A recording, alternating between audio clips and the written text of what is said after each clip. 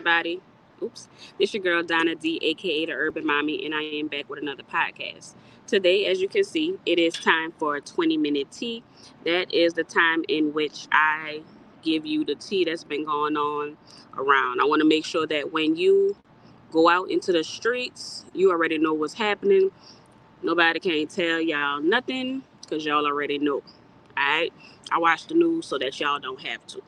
Okay, so without further ado, I will get started. Well, I do have one thing. Y'all remember to subscribe, share, like, and all that good stuff.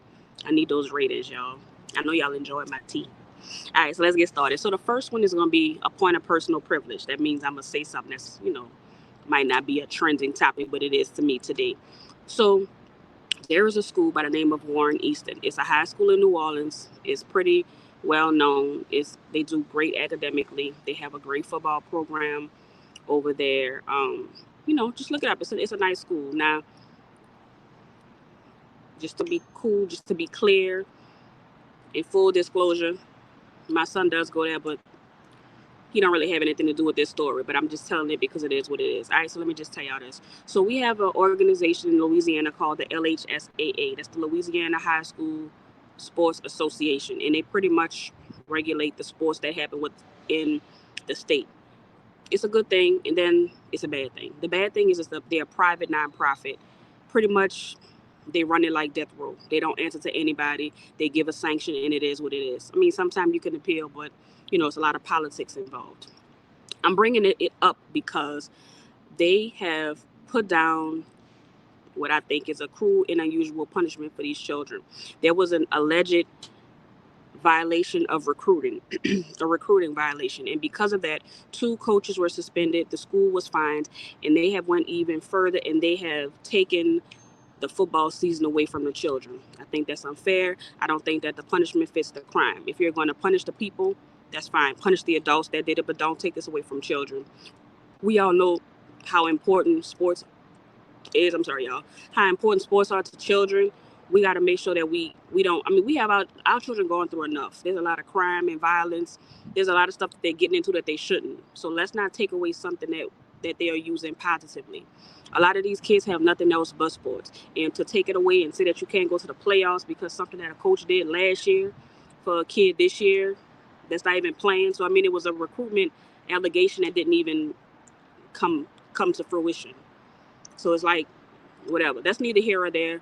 But what I'm trying to talk about is the kids. I'm bringing this up because somebody else out there listening may have a situation where there's a similar situation that happened there. How do y'all deal with recruiting where y'all from? Is there something that they can do? Do they usually suspend children for things that adults do? And if they do, when are we gonna stop standing up saying that that's not fair? Like, let's stop punishing children and taking away something that's positive in their lives. These kids have scholarships. They need scholarships. They got to get those reps. They got to have a meaningful season. They got kids that already have their scholarships solidified, but they got kids out there going to practice every day, working in 100-degree heat to get better so that they can get exposure, and we taking that away from them. Because if you can't play for contention, you just practicing. All right, on to the next story. So the next story is just like a warning to everybody. COVID is back. I can't say COVID is back because COVID never left, but there was a subvariant of the Omicron version, which came out in 2021. There's a new one, and they call it EG5, Eris. A lot of people are starting to get it. The numbers for the hospitalization has gone up. It's 90% lower than it was in the height of the pandemic, but still, people are being sick. I just had a cousin told me she and her husband were sick, and she said that she had some breathing issues. But just to let y'all know, be careful. It is Asia, Europe, and America right now. I don't know how fast it's spread. I don't know how bad it is. And there will be another booster that's coming out. They say that the CDC says that the booster should be out the end of September. Now, let me tell you one thing I hate about COVID. I hate the conversation about the vaccine. Like, bad enough we still talking about it. Either you're for it or you're against it. If you're for it, take it. If you're against it, don't take it. But please, sorry y'all, please spare us the long nonsense about the shot. Just don't take it. So hopefully we'll have to go through that again. But everybody stay safe. Next, I want to talk about what happened at Howard. I'm wearing my Howard shirt today. No, I did not go to Howard. My niece does. So I had this shirt to represent her. And she is out there, so y'all make sure y'all leave her alone. My little cousin out there too, pre-med. Well, I guess he's not pre-med anymore, he regular med. But anyway, so let me show y'all this video. Watch. Moments. They did not want to reveal their identity out of fear of retaliation. A bunch of DC locals came up to us. It was like maybe 5, 10, 20, and one lunges at me, so I square up. They just started kicking us, punching us, and we were getting jumped. The two students were able to escape, but a few of their friends got left behind, and one was stabbed. He got stabbed in the back and got just beat on by like 30 people, him by himself. And security looked at him on the ground, watched his body go limp, and just walked away, didn't call anybody, didn't do anything.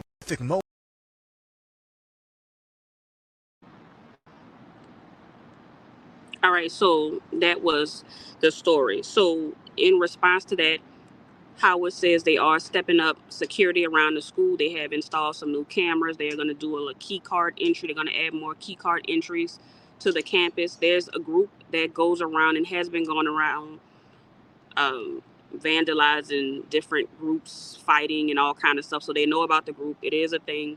We just got to keep our kids safe. Just after, last week, 2 weeks, we had that big situation in Alabama. We thought that was a little camaraderie amongst each other, but now, this happened. So it's sad, and it's unfortunate that this type of stuff is happening. Like, and it's kids, it's teenagers. We just talked about that before. We got to get these kids something to do, and going out and jumping people. I can't ever think of a good reason to jump somebody. Like, for what? Like, that many people, and that child got stabbed. And y'all saw in the video, the security guard kind of looked and walked off. So it's like, why? I don't know. Can't speak on that, but just know it's an issue. But please, y'all, leave those little kids alone. Like, please, leave those children alone. They trying to do the best they can. They trying to make it. Please, get y'all kids. If y'all kids is one of those kids out there terrorizing the community, please stop them before something else happens to them. We try to fight for all kids, but just please, y'all, please. And actually, a month ago, a construction worker was shot and killed during an attempted robbery on Howard University campus. So this isn't the first incident. There was another situation, and a 14-year-old boy was actually arrested for this situation, which is, I don't know how much more sad you can get. All right, so bad crime is happening almost all over in most cities, but we got to stop it. We definitely got to keep our babies safe. They're at school, y'all. So can they just be off limits for a minute? Can they please? Okay, the next topic is The Blind Side. So, and I'm going to be honest with y'all. I don't know why this story never really resonated with me. I was never interested in it. I will be honest. I don't even think I even watched the story. I know what it was about, but I didn't watch it. I don't know why, and maybe now I know why. The guy came out, I think, a year after and said that story wasn't really true, but now he is coming all the way out, and he is saying that they technically never even adopted him. It was not a real adoption. They just put him into a conservatorship. I said that right? Conservatorship? Whatever. If I'm saying it wrong, y'all, I'm sorry. But that's basically when you usually do that for somebody who's incompetent, mentally incompetent, where they can't really do things on their own. You stand in and you're able to do everything for them. So what he is alleging is that his, I would say, adoptive parents, whatever they are, that couple right there, they tricked him into signing those papers, which he didn't know. He was just playing football, wasn't paying attention. And they basically took all of his money, allegedly. That's what he said. Now, of course, their attorneys are saying that's not true, but his attorney is saying we have a fight. They basically took his money, and they were supposed to split it between them two, their two biological kids, and Michael. But Michael says that none of that happened. He hasn't made any money from the movie, which was completely all about him. They own the rights to him and everything. And I believe they still have the it's still in act. I'm saying an act. It's still active. Like, they never changed it or whatever. They never canceled it. So they are still, I guess, over him. So I don't know how that's going. That's a little nasty fight that's, kind of going on right now. All right. Also, we want to talk about Hawaii. That is a sad situation. We talked about Hawaii last week. There was a huge fire. And at the time, we were at 3 deaths. When I did some research today, we were at 99 deaths, and then I think I looked again, it was at 101, and there are over 1,300 people missing. So it's obvious that those numbers are going to go up. I've seen a couple reports that the government may have not known that it was going to happen, but they knew of the risk and that they didn't address it. But that's with almost every disaster. You know, not we always, but a lot of emergency departments do know of risk and they don't address it until something happens, i.e. Hurricane Katrina. So whether that really they knew or not, the sad part is that, you know, they lost a lot of people because of that fire. I mean, it completely devastated the place. So there's two sides of it. Okay. So some of the people who live in Hawaii are saying, can tourists please leave? Y'all are taking up resources by being here. Y'all taking tours, being insensitive, taking pictures when a lot of people, y'all jumping in the water, swimming and having a good time in the same water that people had to jump in last week to escape a fire. And then there's the other side, which is the tourism industry that still wants them to come because they do need the money. They don't want to be neglected or whatever. So I'm not from there, so I'm not going to step in and say what's right because I don't live there. But I know how we felt in New Orleans. If y'all looking at my hand, I burnt myself. All right, so I know how it was in New Orleans after Katrina, how we felt about the different situations, about people getting on tour bus and taking pictures of everything that happened to us. Well, we had over 1,000 people that lost lives or something. I can't remember the number. I might be making this up, but I think it was over 1,000. I don't know. Or maybe 100. Maybe 1,000 was for the entire Katrina. I don't know. I wasn't supposed to be talking about Katrina, so I didn't look it up, y'all. Don't judge me. All right, next topic. Y'all know the chick Fannie from Georgia? Well, that's the same one that indicted Young Thug and Gunna and all them. Well, she has recently gone after Donald Trump and 18 other people. She hit them with the RICO. They have been indicted, and I think he has 10 days to turn himself in. They're trying to get mug shots. They're trying to get all that stuff. And he is basically being indicted for something that happened with the elections, saying that they were rigging the elections. We all heard the stories, and remember, it was called fake news. So now they're about to go through the process, and we know how she is. She don't play. She nothing nice, and she clearly not scared of anything, because I'd be scared of somebody trying to do me something. But she going after the rappers. She going after everybody. So we'll follow up with that case, and we'll see what's going on. All right, the next story. This story right here just works on my nerves. All right, so this story happened in Florida. The guy, his name is Keith. The lady in the middle, named Brooklyn, and then the mother of Keith is Sheila. She's on the end. There were some text messages that went through where pretty much they were talking. He basically said he wanted to kill her because she isn't doing anything but costing him money. She is the mother of his 2-year-old baby. That's the mother of his 2-year-old baby. As you can see, he is texting the mother, and the mother does not only know about what he is doing, she was actually telling him what to do, and actually said, don't call Nanny and tell her. She will try and talk you out of it. Okay? It's horrible. If you read the details about the situation, it's just ridiculous that this even happened. Like, what type of trash, trifling mother are you? And I mean, we know because you have a son that's killing a woman for what? I don't know. The mother of his child at that. So now this poor baby does not have a mother, a father, or a grandmother. All because she costing you money. Like, come on, bro. And then you right along with it. And she was actually telling him what to do, how to shoot, and don't do this. And she like, let me delete these texts before I get in trouble talking to your stupid self. Well, ma'am, you stupid too. And to be honest with you, I hope they throw you under the jail because you are just as complacent as he is in this whole situation. And I really hope that they give you some time. And I know 1 year. I hope you get time. You don't need life, but I hope you get some time, ma'am. Because that's horrible. You just mad, so you did that to that child. And actually, while I was looking up this situation, I found another one that happened in Texas. I don't understand what's going on with these men killing these women, but I mean that's always the case. Not saying that they make it any better, but when I was looking up this situation, I found another one that recently happened in Texas where a guy killed the mother of, was it 4 of his children? No, it's 2. the mother of two of his children. He was upset at her for whatever reason. He got her out of the house and shot and killed her in the parking lot of a liquor store. He then got out of the car, I guess with the girl, and got in the car with his new girlfriend. They drove away.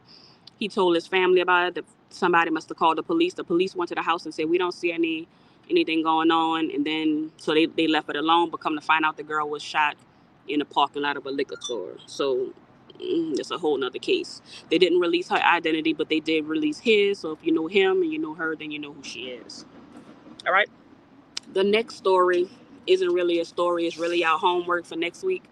I want y'all to go on Netflix and y'all need to watch the Netflix special on Johnny Manziel, Mr. Johnny Football, or whatever. They should have called him Johnny Cash. But I want y'all to watch that because we're going to have a topic. We're going to have a conversation next week about privilege. I want to talk about Mr. Football and what happened with him and what's going on with him. So I need y'all to watch that. Okay. Next story is, JaMarr Chase. So JaMarr Chase is from New Orleans. I think he went to, I forgot that, Rumble or something. I think he went to Rumble and he went to LSU and now he plays for the Bengals. He's really good. He was drafted, I think, in the first round. He's a really good football player. But anyway, JaMarr met a girl last year and he had a one-night stand with her. So since that one-night stand, she has gone absolutely nuts. And she is stalking and doing all kind of crazy stuff to him and his mother. He has filed an order of protection against her. She is even alleging that she has a baby for him, but they have tried to get the baby DNA tested. She will not allow the baby to be tested. She is just making his life a living, you know what? She's tagging the staff, the Bengals, at the Bengals. You know, she's doing, remember what Zion's girlfriend did a couple of months ago? And I even hate to bring up Zion and his girl because they've been quiet for a while. I don't even know what's happening over there, but it's kind of giving Zion and Mariah right now. Except for at least Zion and Mariah were actually somewhat of a situation. It seemed like JaMarr just met this girl at the club one night. But let this be a lesson to y'all young football players, basketball players, rappers, anybody really. Be careful who you take home. You know, having one night stands, sometimes it's not what it's cracked up to be. Like, I know y'all done seen all these movies. Like, I know it's just a movie, but a lot of it is real. Like, people get crazy. Don't do that. Especially when you're a football player, you got money. This girl trying to get chosen. You know they got girls that try to get drafted too, and they don't play sports. Yeah, they try to get drafted, and that's what she's probably trying to do. And now you left her alone, don't want to be bothered, so now she's mad, and she will make your life a living hell. So y'all young men, even young women, y'all got to do a better job of getting that, choosing the person that you want to be with. I know y'all young and y'all want to have fun and do whatever, but I don't know. I just want y'all to, just do better, make better decisions, because you never know how that stuff gonna hurt y'all.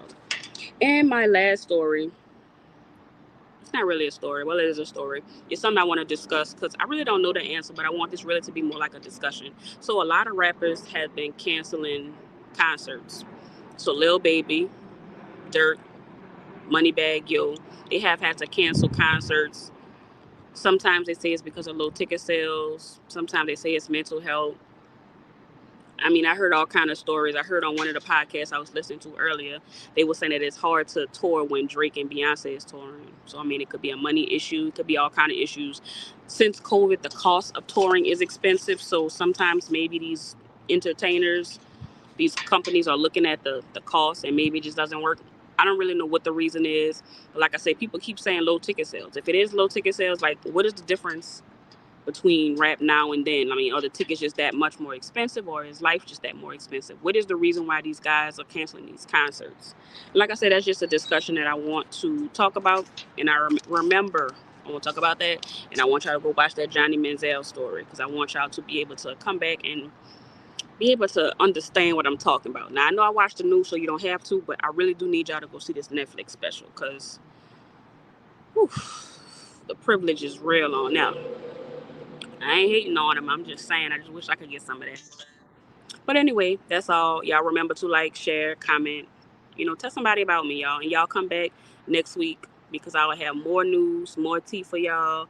Also, I've been dropping a whole bunch of podcasts. I'm going to have a lot of big podcasts coming up. So I want y'all to pay attention. I want y'all to follow me. And if you really support me, y'all go to Most Cute One. That's my Instagram. And on there, I have a link tree where you can see all my links and go get my book. Honesty, part 3 is about to come out. I know I've been saying it, but I mean it this time. Part 3 is coming out. You could go listen to it for free on YouTube, or you can buy it on Amazon. My link is in the bio. I thank y'all. And if the Lord say the same, I'll see y'all next week. Peace.